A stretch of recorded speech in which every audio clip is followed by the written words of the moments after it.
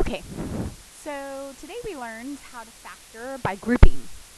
So on each of these you'll notice that there are 4 terms. So we're going to group them into sets of 2.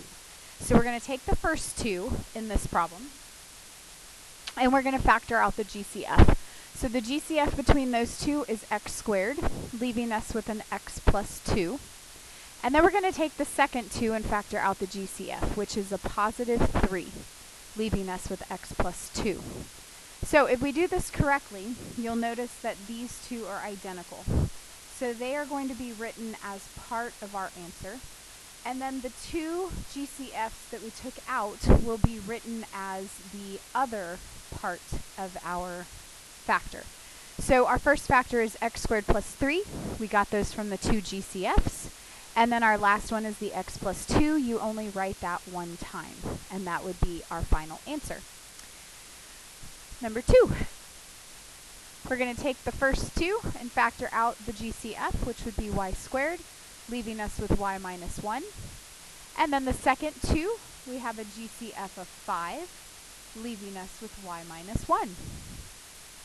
So my first factor should be y squared plus 5. Second factor, y minus 1. And that's our final answer.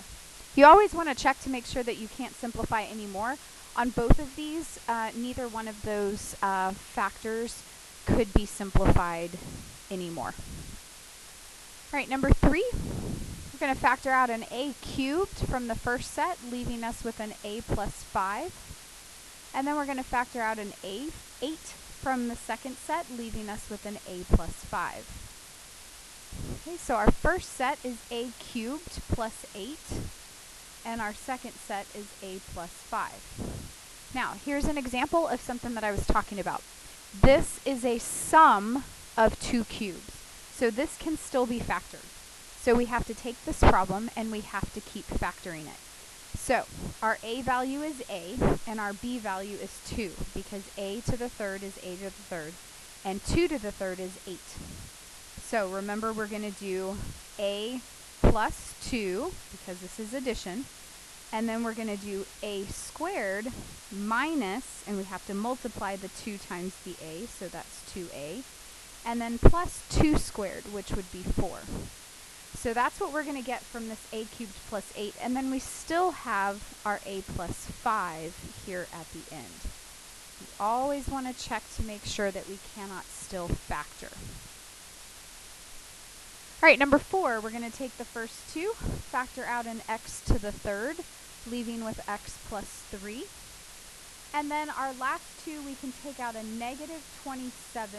Both can be divided by 27, leaving us with an x plus 3. Okay, that is going to be a plus because we factored out the negative. So negative 27 times 3 is negative 81. So we end up getting x to the third minus 27. Those are our 2 GCFs. And then x plus 3. Okay? So this x to the third minus 27, this is a difference of 2 cubes. So our first cube is x. Our second cube is 3. Whoops, that should be a subtraction sign there. So x minus 3, because it's subtraction. And then we have x squared, and this should be a plus. We do 3 times x, which is 3x. And then another plus, and we do 3 squared, which is 9. And then we also have another x plus 3 over here. So this would be our final answer for that one.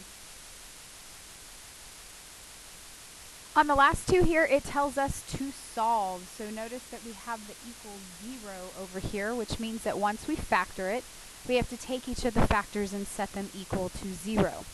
So we're going to do the same thing we've been doing. We're going to factor out the GCF. In this case, it's n squared, leaving us with n minus 2. And then over here, they have a negative 16 in common, so leaving us with n minus 2. Okay, so notice negative 16 times negative 2 is a positive 32. I wanted this to be a negative 2 so that it would be the same as that one, so I needed this to be a negative. If you had put a positive here, then this would have been a positive, and they would have been different, and so it would have been a problem.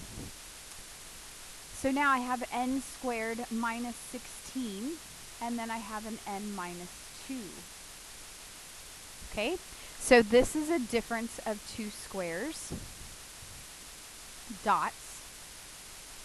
And so remember that that's n plus 4 and n minus 4. And then we have an n minus 2. So I have three different factors there, three different binomials. So I'm going to take each one of them and set them equal to 0 so that I can find all of the solutions. So my solution here is a negative 4. My solution here is a positive 4. And my solution here is a positive 2. All we did here was subtract 4 from both sides to get that answer. Here we added 4. Should have shown that. And then here we add 2. Okay? So these are our three solutions. Number 6.